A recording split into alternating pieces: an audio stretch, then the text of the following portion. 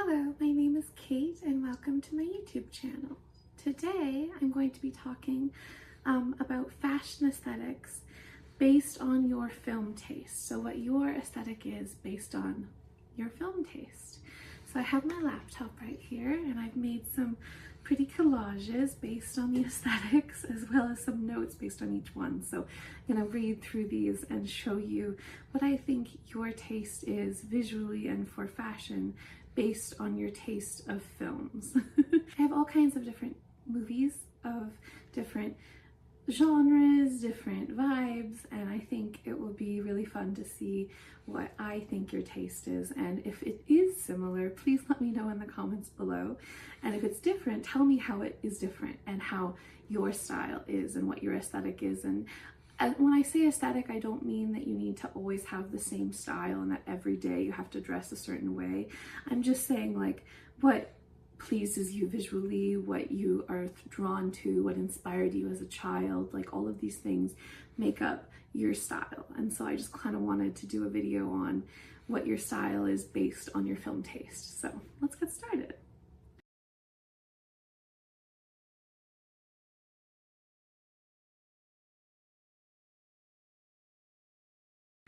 So my first aesthetic is the manic pixie dream girl, but she gets an actual arc aesthetic. And what I mean by that is there's this trope in film called the manic pixie dream girl, which is essentially the characters in films such as Ruby Sparks, Eternal Sunshine of the Spotless Mind, Garden State, and 500 Days of Summer. Those are my 4 examples for this aesthetic. But just characters who are basically a foil and a foil for the main, usually male character, for him to find himself through her. And she doesn't have very much depth. She doesn't have very much character. She's just kind of exists to be there to help him find himself. And she's usually very quirky and colorful and artsy and twee, but she doesn't take herself too seriously. She loves pattern and color and mixing and matching. So this aesthetic is very much that, is this character that deserves more depth but doesn't. So this is the version that where she does have depth, right? It's where you dress in this quirky, cute way with all these mixing patterns like stripes and polka dots and rainbow, and lots of quirky vintage styles, 50s pattern dresses, 60s pattern dresses like shift dresses, lots of knitwear, funky cardigans with prints on them, you know, things like that. So this is the first aesthetic, is manic pixie dream girl, but she gets an actual arc. Okay, the next one is angsty indie boyfriend that doesn't get irony. So as the examples for this aesthetic are The Social Network, the Fight Club, American Psycho, and Scott Pilgrim versus the World. And what I mean by doesn't get irony is that he's kind of like this hipster, this aesthetic, if you have it. You're kind of like a hipster, you're dressy but casual at the same time. Lots of sweaters, sneakers, natural fiber, pretentious, hates color but loves texture. And the character that it's based around is basically that man in a movie that watches a movie and is like, this is my new favorite film, it's my new favorite character. But really they don't get the irony of the film at all. Like Fight Club is meant to be about challenging toxic masculinity, not embracing it. And the fact that people like love that movie as a cult classic because they think it means what it means, not satire, it is actually making fun of people like that. It's kind of sad. Same with The Social Network. I think a lot of people valorize Mark Zuckerberg when it's like the tale of a villain, right? Of becoming a villain. So it's funny that people like him in that movie. Same with American Psycho. He's obviously the villain, but people really are drawn to that character unironically. Scott Pilgrim versus the World, he is another one of those boyfriends that just like thinks of his girlfriend as a foil. She's another manic pixie dream girl, is Ramona Flowers. Ramona Flowers is his girlfriend. And she's a manic pixie dream girl because she doesn't have too much depth, and when she does have depth, it's kind of like, well, actually that movie plays that trope on its head. A lot of these do. 500 Days of Summer also plays that trope on its head, where it's like, actually she does have depth, he's just not seeing it, you know, like he's just not asking her questions, he's not engaging with actually how she feels, he's just projecting onto her what he wants her to be, and then when she doesn't live up to that, he resents her. Which, oh, I feel that. I've had that happen to me before. So, the next one is basically the Sofia Coppola aesthetic, which is sad, lonely, rich girl. And this aesthetic comprises a pink, sad, lonely world. In a world of opulence, there is so much dread and angst and isolation. It's very 60s inspired. The divinely feminine is a theme. Frivolous ruffles and lace and excess. Very coquette, more polished and refined than the next aesthetic I'm going to be talking about. But it is very pink, I would say. Like very like pink princess pretty.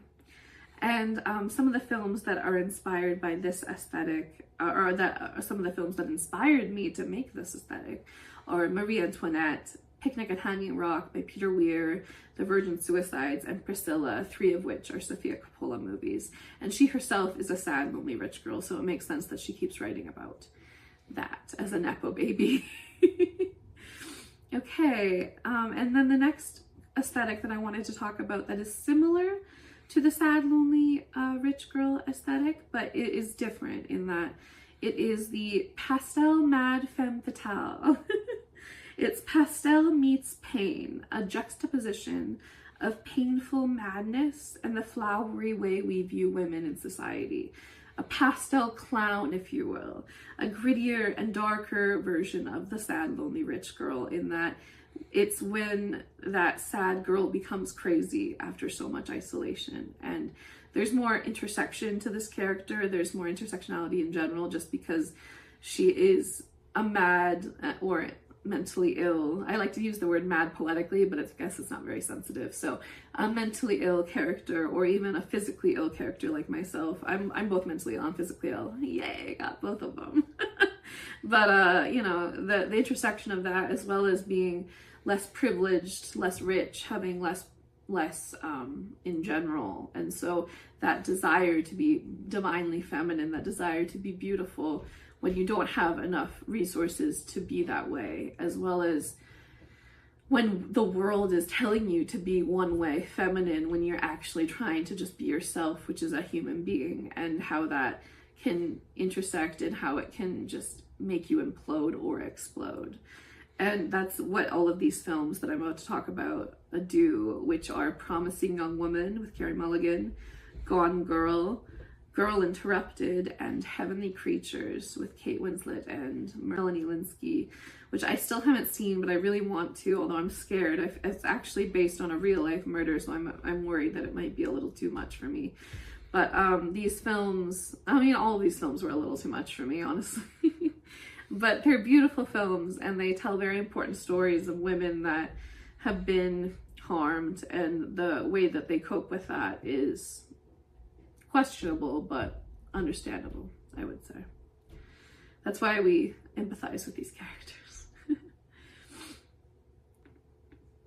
Poetic schoolgirl is the next aesthetic, and this is one of my favorites. It's sweet, academic, romantic, but has a touch of rebellion, a thirst for sin, which is knowledge, right? The first sin is knowledge. So they're very rebellious, but they're also, these characters in these films have a inner fight inside of them of being a perfect educated woman that is smart and intelligent, and then how that intelligence makes you question authority. So the next couple of films are An Education.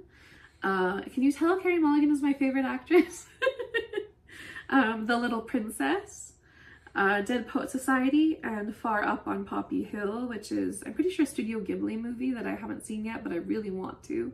It's on my list, but I've heard a lot about it, and I think it's perfect for this category because it's very much that schoolgirl. I'm pretty sure it's set in a like a dormitory or a school, so and there's a lot of schoolgirls in it, and there's that thirst for knowledge in it as well. So yeah, this is a really beautiful aesthetic. It's very dark academia. It's full of dark contrast and plaids and trench coats, tea, reading books. Not to read books as an aesthetic, but just to read books to help your brain and to help you feel more human. That's how books help me feel, is more human, because I understand other people's perspectives and they understand mine as a writer. So, you know, that's the one way I cope, is through poetry. So this is a very personal aesthetic to me, actually. Next one is Period Piece Princess, which I think is a cringe title, but I couldn't think of another P word because I was trying to make alliteration. So I just did princess because it worked perfectly. This is a very cozy, pretty, fairy tale, romantic, passionate way of dressing. Very homemade princess vibes, where your dress is made of magic and your carriage is made of a pumpkin. So films from this are Ever After, Little Women, Pride and Prejudice, and The Princess Bride. And these are all some of my favorite films. They're all so beautiful and romantic and emphasize love and true love and finding yourself and your true love at the same time. And I love how Jo doesn't marry. Well, she does, but like Greta Gerwig's version, she kind of says she shouldn't have. Which I love both versions of Little Women, honestly. I think they shouldn't be compared to each other. I think they're completely separate and that they should be enjoyed separately.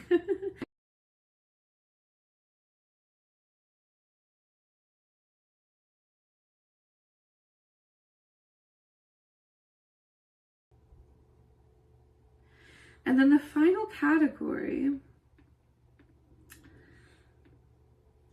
is failed artist in a rut, which I wouldn't say I'm a failed artist, but I do struggle, so I really relate to this category. It includes my favorite film, which is Frances Ha. So these characters don't really know themselves yet. They basic shapes and rarely pattern or bright colors. They're still experimenting and feeling kind of neutral, and it shows in their clothing. And the classic silhouettes have a twist because they're still creative at heart. And these films include Frances Ha, Lost in Translation, The Worst Person in the World, and Mistress America, which 2 of those are Greta Gerwig movies, but I'm sorry, I can't help it. She's my favorite. And yeah, I just love how these characters hope, and they hope so hard, and they have so much faith in themselves, but it's also constantly shattered, their faith in themselves. And that's a feeling I relate to. So, you know, I love that, like, no matter what, these characters are still creative, even if they don't necessarily have lives that they wanted. They still act in creative ways, no matter how much life has hit at them, which I relate to and I really like. So that was my aesthetics that are based on your favorite film taste.